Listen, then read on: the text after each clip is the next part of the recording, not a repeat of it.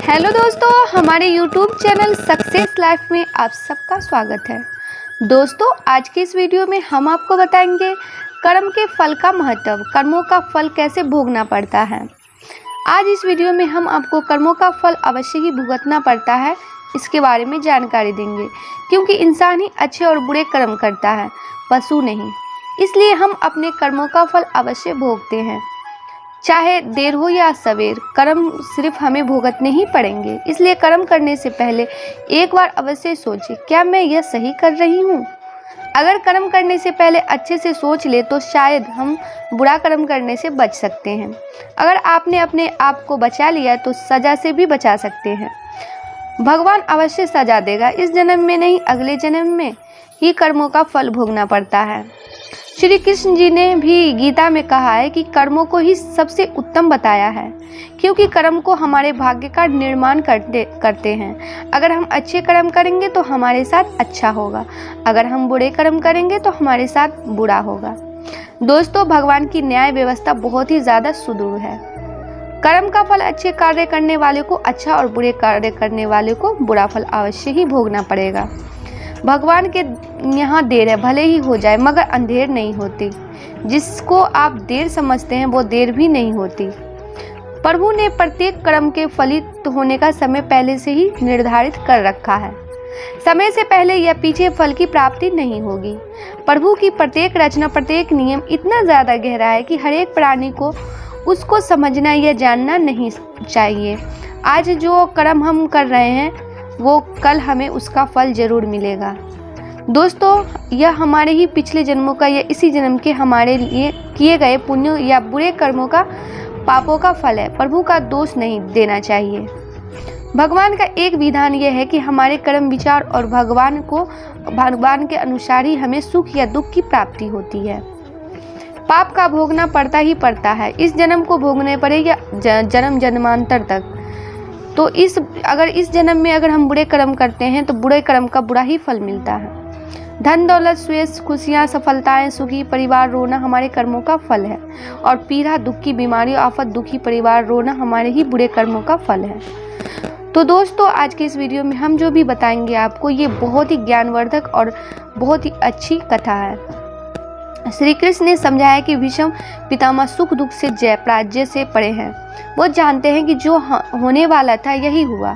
भीष्म ने श्री कृष्ण से कहा, भगवान, मैंने ध्यान करके अपने 73वें जन्म तक देखा, मैंने तो कोई कुकर्म नहीं किया, फिर भी मुझे बाणों की सयासा पर क्यों सोना पड़ा। श्री कृष्ण मुस्कुराते हुए बोलते हैं, हे संयममूर्ति भीष्म, 73वें जन्म के पहले 74वें जन्म तक जब आपको पता चलता है कि हम आपके किशोर थे, तब वन में घूमने गए, वहाँ पत्ते पर बैठी टिड्डी के शरीर में आपने कांटा चुभोया था। उस कर्म का फल घूमते घूमते अब मिल रहा है।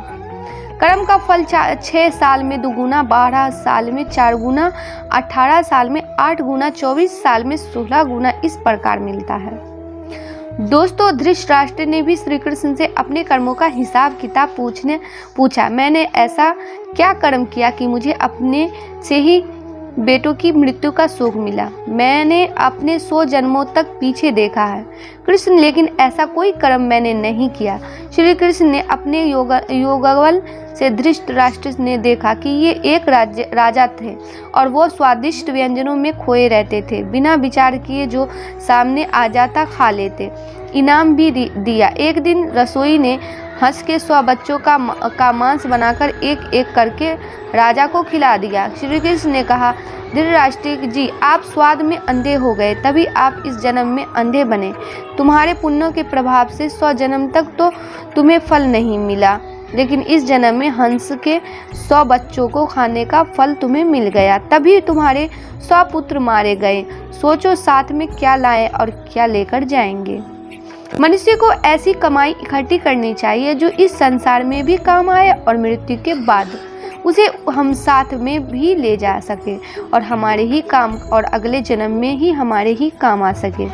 सभी जानते हैं कि हम खाली हाथ नंगे इस संसार में आए और खाली हाथ ही जाना पड़ेगा। मृत्यु के समय यह धन दौलत, जमीन, मकान, व्यापार, नौकरी, नाम, शोहरत, रिश्तेदार, भाई बहन, माँ बाप, सभी बच्चे किसी को भी साथ नहीं ले जा सकते हैं। चाहे राजा सम्राट हो या कोई भिखारी हो। इसलिए इतना मोह, इतना ज़्यादा लगाव इनसे क्यों रखें। साथ में हमारे जाएंगे सिर्फ हमारे अपने किए हुए अच्छे या बुरे कर्म। कृति और आपूर्ति का दान, धर्म, परोपकार, दुखियों की सेवा, पुण्य जो भी हम इस जन्म में करेंगे ये अवश्य साथ जाएगा और हमारे ही काम आएगा। हमें प्रत्येक दिन जब भी हमारा मन शांत हो, आंखें बंद करके 2-4 मिनट यह सोचना अवश्य चाहिए कि हम इतनी बड़ी अशांति को क्यों अपने साथ क्यों बांधे हुए हैं। ये भाग दौड़कर तनाव ताना बना मकड़ी के जैसा जाला बुनकर खुद उसमें उलझे हुए क्यों हैं और किसके लिए हैं। दोस्तों, जो हमें बुरा लगता है यह दूसरे को कभी मत दो, जैसे कि कड़वी बात, गाली, गुस्सा, बेइज्जती, आसमान, अपमान, गला सड़ा खोट वाला खाने का पीने का सामान। जो चीज़ें हमें अच्छी लगती है वह दूसरों को, ज़रूरतमंद को बिना मांगे भी दो, जैसे कि हम आम, लक्ष्मी, मीठी बातें, सम्मान, खाने पीने के अच्छे बढ़िया सामान दोनों हाथों से बांटो, लुटा दो, परोपकार करो, दान धर्म करो। संतों ने कहा भी है, जो कुछ तुम समेटते हो यह तो अपना है, जो लुटा रहे हो ये केवल अपना है। इसलिए जितना लुटाओगे वो भी इतना ही साथ जाएगा, तुम्हारे काम आएगा। सिर्फ तुम्हारा ही याद रखो कि संसार की किसी भी वस्तु से मनुष्य का अस्थायी संबंध नहीं है। यह शरीर, मकान, रुपये, पैसे, जमीन जायदाद, स्त्री, पुत्र, परिवार, बांधे मित्र, दोस्त कोई भी साथ रहने वाला नहीं है। एक दिन इन सब वस्तुओं को ज्यों का त्यों छोड़कर यहाँ से चल देना है। जब जाएंगे तब साथ में कुछ भी ले नहीं जाएंगे, सिर्फ भगवान साथ छूटने वाला नहीं है। साथ में एक छोटा सा तिल भी नहीं ले जा सकते हैं। आप कितने भी उपाय कर लो, सारे उपाय यहीं धरे के धरे रह जाएंगे। सिर्फ भगवान नारायण प्रभु की भक्ति, दुखियों की सेवा, दान पुण्य साथ में अवश्य जाएगा। साथ में जो जाएगा वही तो अपना हुआ, साथ में जो नहीं ले सकते वे सब पराया हुआ। जीते जी उन पराई वस्तुओं से मोह क्यों रखें। आप गंभीरता को जकड़ विचार में करें। साथ में एक तिल भी नहीं ले जाने पाएंगे तो फिर अशांति, हाय छीना छपटी क्यों, किसके लिए। भगवान का हुक्म है कि हर कार्य प्रभु के रोज समझकर फल प्रभु को पर छोड़ दो। वो कभी बुरा करेंगे ही नहीं, सोचो तो दुख भी नहीं देंगे। दुख सुखी में एक सोच के कारण ही तो है। दुख को भी सुख मानो, प्रभु सुख ही सुख कर देंगे। यदि मोक्ष की इच्छा है तो विष के समान दूर से ही त्याग दे और संतोष, दया, सरलता अमृत के समान नित्य आदर पूर्वक सेवन करें। दोस्तों, एक साधु एक गांव में हर रोज भिक्षा मांगने जाता था। जिस घर में भी जाता कोई आटा, दाल या चावल कुछ भी दे देता और वो अपना इस तरह पेट भर लेता था।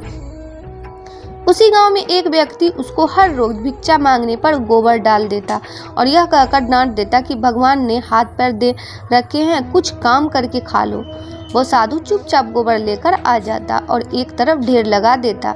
ऐसे करते करते उस गोबर को बहुत बड़ा ढेर बन गया। साधु भी हर रोज भिक्षा मांगने जाता, वो आदमी हर रोज ही उसको गोबर डाल देता और गांव के लोग खाना देते। ऐसे करते करते दोनों का समय बीत गया और जब दोनों अपनी जीवन यात्रा पूरी भगवान के घर पहुंचे तो गोबर डालने वाले इंसान को खाने में भगवान के घर गोबर मिला। तो उसने कहा भगवान से, हे प्रभु, मैं गोबर कैसे खा सकता हूँ। भगवान ने कहा कि जब साधु तेरे घर भिक्षा मांगने जाता था, जिसका कोई और भिक्षा मांगने के सिवा कोई चारा नहीं था, तो आप उसको भिक्षा में गोबर देते थे। वहीं गोबर का ढेर अब इतना बड़ा हो गया है कि आपके खाने के हिस्से में अब गोबर भी आएगा। तो उस व्यक्ति ने भगवान के पैर पकड़ लिए और कहने लगा, हे प्रभु, मैं गोबर नहीं खा सकता, कृपया इस समस्या का कोई समाधान बताओ। भगवान ने कहा, कर्मों का फल अवश्य ही भोगना पड़ता है। अब वो इंसान प्रभु के आगे रोए और गिड़गिड़ाए, कृपया करके इस समस्या का कोई समाधान तो हो, बताओ। भगवान बोले, इस सारे गोबर को आप हर रोज एक कपड़े में डालकर पानी के साथ धोते रहो, इस प्रकार आपके कर्म कट जाएंगे। ऐसे करते करते उस गोबर को धोने में कम से कम 1 साल लगा और सबसे लास्ट में गोबर का जो आखिरी अंश भूल और घास के कुछ हिस्सा कपड़े के ऊपर रह गया तो भगवान बोले, अब आपको ये हिस्सा तो खाना ही पड़ेगा। वो इंसान फिर रोए और कहे कि इसको कैसे खाऊं। प्रभु ने कहा, किसी के बुरे कर्मों को मैं कम कर सकता हूँ पर बिल्कुल ख़त्म नहीं कर सकता, इसलिए आपको यह तो खाना ही पड़ेगा।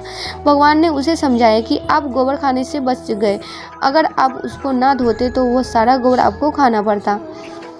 दोस्तों इसी प्रकार जब हम ज़मीन में कोई फल का पौधा लगाते हैं तो उसको उगने में और बड़े होने में समय लगता है और फिर कहीं साल 2 साल बाद बड़ा होता है, फिर उस समय फल लगते हैं, क्योंकि किसी भी कर्म का फल एक दिन में नहीं मिलता, चाहे वो अच्छा हो या बुरा, यह सब के ऊपर निर्भर करता है आप कर्म कौन सा कर रहे हैं।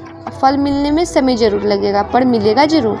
यही समय और परमात्मा का नियम है कि हमारे द्वारा किए गए हर कर्म का सुख और दुख हमारे कर्मों के ऊपर ही निर्भर करता है। हमें सुख और दुख अपने द्वारा किए गए कर्म का हिसाब किताब चुकता कर रहे हैं। दोस्तों कर्मों का फल हमें अवश्य ही भुगतना पड़ेगा, इसलिए जब हम किसी को दान देते हैं तो सोच समझ कर दें, क्योंकि एक दिन हमें वह डबल होकर मिलेगा। इसी प्रकार हर काम करते समय भी ध्यान रहे कि हम कौन सा काम सही कर रहे हैं और कौन सा काम गलत हो रहा है। इसलिए कभी भी भूल कर भी किसी की आत्मा ना दुखाएं, जितना हो सके अपनी तरफ से अच्छा ही करें। आज के लिए बस इतना ही।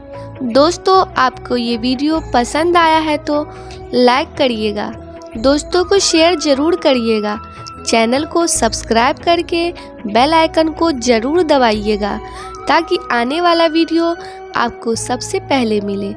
दोस्तों मिलते हैं अगले वीडियो में, तब तक के लिए goodbye and thanks for watching my video.